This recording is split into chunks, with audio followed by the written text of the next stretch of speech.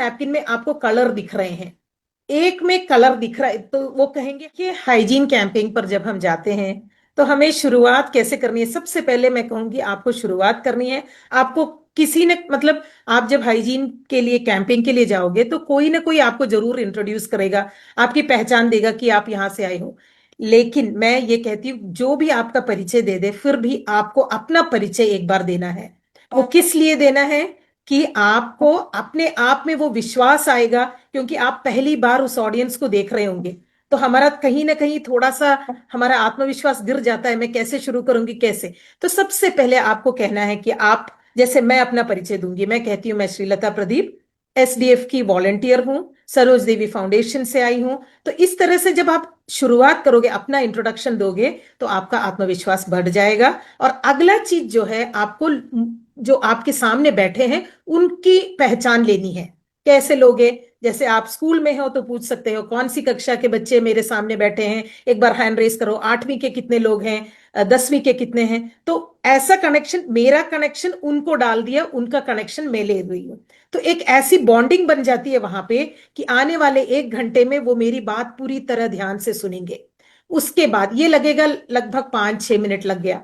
धीरे धीरे आप बात करोगे, जल्दीबाजी में नहीं करना है, एकदम नेचुरल करना है, मुस्कुराते हुए चेहरे के साथ करना है। इसके बाद धीरे से आपको टॉपिक पर आना है कि आज हम किस टॉपिक पर बात कर रहे हैं। वो आप उस तरह से आ सकते हो कि हमारे मासिक धर्म किसने, ज्यादा से ज्यादा हमें बच्चों का, महिलाओं का, पुरुषों का इंटरेक्शन लेना है। कितने लोग जानते हैं मासिक धर्म होता क्या है, ये कितने दिन में आता है। ये कुछ चंद सवाल है जो हम उनसे कह सकते हैं। अगर वो जवाब नहीं देते हैं तो हम खुद दे सकते हैं।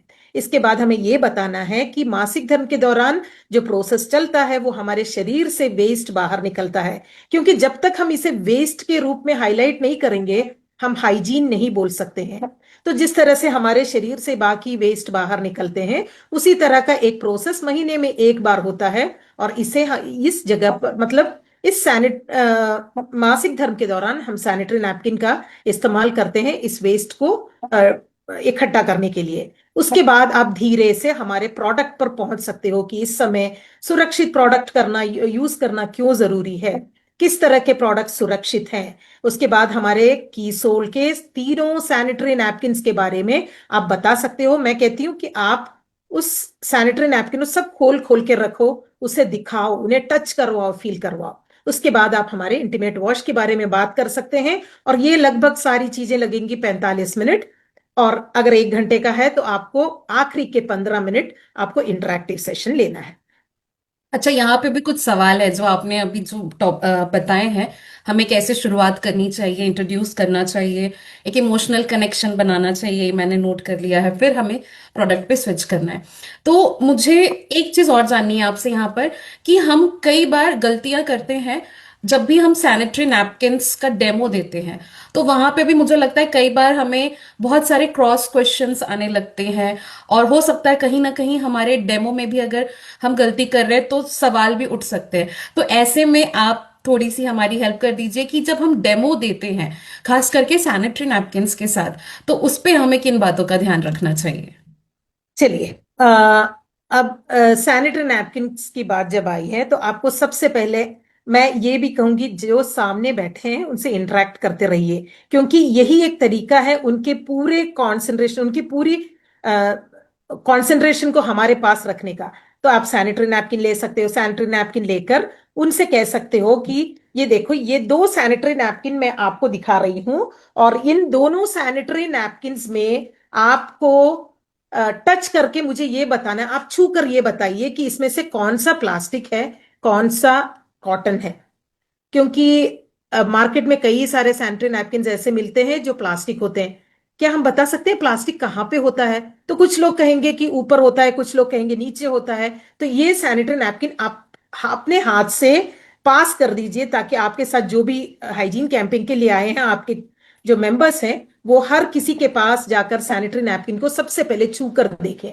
उसके बाद वो एकदम से बताएंगे कि इसकी ऊपरी लेयर में प्लास्टिक है। उसके बाद आपको क्या करना है, वो तो जब श्रीलता सैनिटरी जी, नैपकिन, एक सवाल बीच में, माफी चाहूंगी। बोलिए बोलिए। मेरी ये ऑडियंस से, हमारे जितने साथी यहाँ मौजूद हैं, उनसे एक सवाल है।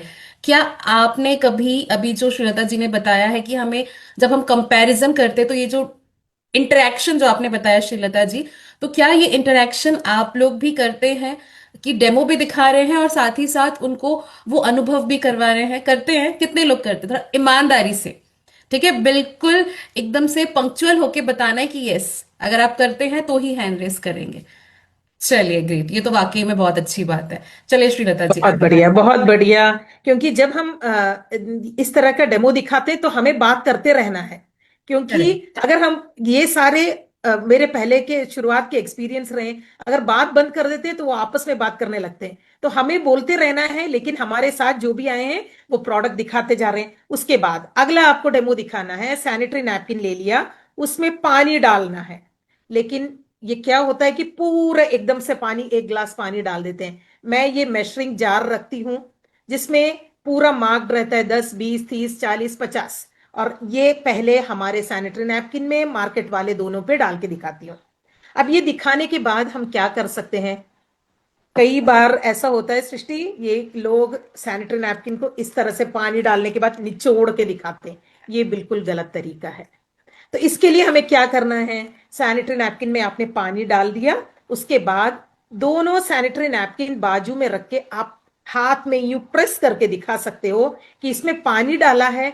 ये सैनिटरी नैपकिन पानी डालने के बाद, तो जब आप बात करोगे तो 1 मिनट हो जाएगा, 1 मिनट में आराम से ये सैनिटरी नैपकिन पूरा पानी सोख कर लेता है। लेकिन मार्केट वाला सोख नहीं करता, वो पानी नीचे नहीं जाता है।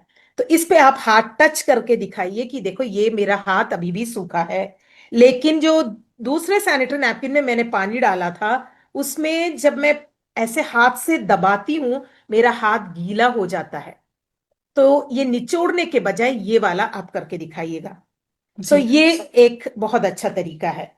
अब इसके अलावा सृष्टि बिल्कुल, और भी मैं गलतियां। श्रीलता जी आपके इस बात से मैं माफी चाहूंगी, बिकॉज मेरे इतने कोई सारे बात मन नहीं। में सवाल हैं और बातें आपसे शेयर करनी है। जब आप इतनी सारी चीजें शेयर कर रही हैं, तो ये मैंने भी देखा है कि नैपकिंस को जो कि है दोनों हाथों से निचोड़ा जाता है, तो वाकई में ये हम बहुत बड़ी गलती करते हैं, राइट? तो ये गलती कितने लोगों ने की है? कितने साथियों ने हाइजीन कैंपेन पर जाकर, ये जो मैम ने अभी बताया कि हम उसे निचोड़ देते हैं, ऐसी गलतियां कितने लोगों ने की है? चलिए, तो ये नोट कर लीजिएगा। और हमें कैसे कंपैरिजन करना है, ये आपने जो कि है श्रीलता जी से सुनी ली है। तो श्रीलता जी, जैसे आपने बताया कि आपने मेजरिंग जार रखा है, और कई बार ऐसा होता है कि मेजरिंग जार सबके पास अवेलेबल ना हो, तो हम उस वक्त हमारे पास कौन कौन से ऑप्शंस होने चाहिए, या किस किस तरीके से ये जो वाटर टेस्टिंग हम उन्हें करके बताते हैं लीकेज के ऊपर, तो हम इसे कैसे कर सकते हैं? चलिए, आपके पास मेजरिंग जार नहीं है, आपके जी पास गिलास है। लेकिन आपको आइडिया होना चाहिए कितना, 50 ml पानी। क्योंकि एक गिलास पानी तो हमें डालने की जरूरत ही नहीं है। क्योंकि जो फ्लो 1 महीने में होता है, नॉर्मल केस में एक महिला को जो मासिक धर्म के दौरान जो फ्लो होता है, वो 30 से लेकर 80 ml ही होता है। तो एक गिलास पानी डालना तो बिल्कुल गलत हो गया। अगर जब पानी डालते हो, अगर ग्लास से डाल रहे हो, एक एक बूंद करके धीरे धीरे डालना है। क्योंकि फ्लो एकदम से ग्लास से पानी डालने की तरह बाहर नहीं आता है। या फिर आप सिरिंज का इस्तेमाल कर सकते हो, और ये सिरिंज आप इस्तेमाल करोगे, धीरे धीरे धीरे आप पानी डाल सकते हो। तो ये दो तरीके हैं, लेकिन कभी भी हमें पूरा एक ग्लास पानी एक साथ नहीं डालना है। और उसका कारण यही है, क्योंकि 1 महीने में 30 से लेकर 80 ml, तो आधा ग्लास पानी आप सोचिए कितना होगा। तो वो गलत हो जाएगा। अब अच्छा। इसके बाद अगला एक स्टेप है कि आपको सैनिटरी नैपकिन जब दिखाते हो तो आप ये कर सकते हो कि दो सैनिटरी नैपकिन मैंने यहाँ पे लिया है। एक हमारा कीसोल का सैनिटरी नैपकिन है, और ये एक मार्केट वाला है। इसमें भी आपको रंग दिख रहा है कहीं ना कहीं। तो आप क्या पूछ सकते हो लोगों से कि ये दोनों सैनिटरी नैपकिन में आपको कलर दिख रहे हैं? एक में कलर दिख रहा है तो वो कहेंगे हाँ। आपको धीरे से पानी डालने के बाद इस सैनिटरी नैपकिन को निकाल के आपको बताना है कि इस सैनिटरी नैपकिन में जो रंग दिख रहा है वो डाई है।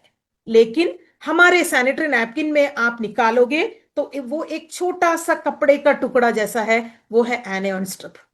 तो ये बता सकते हो, डाई वाले सैनिटरी नैपकिन इंटीमेट एरिया पे अगर हम यूज करते हैं तो हमें कई सारे प्रॉब्लम्स, रैशेस, खुजली वगैरह हो सकता है, जिनका स्किन सेंसिटिव है।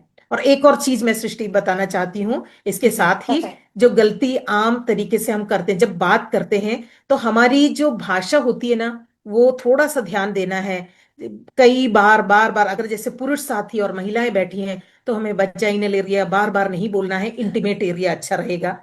इसके अलावा ब्लड ब्लड नहीं बोलना है, क्योंकि वो भी सुनने से थोड़ा सा हमें ऑकवर्ड लगता है। तो आप कह सकते हो दाग, धब्बे, इस तरह के शब्दों का अगर आप उपयोग करें, तो सुनने वाले को भी थोड़ा आराम फील होगा। वो घबरा या डर नहीं जाएंगे, क्योंकि बच्चे जब ऐसे शब्द सुनते हैं, तो उनको ज्यादा एकदम से फीलिंग आती है, अगर लड़के भी साथ में होते हैं तो।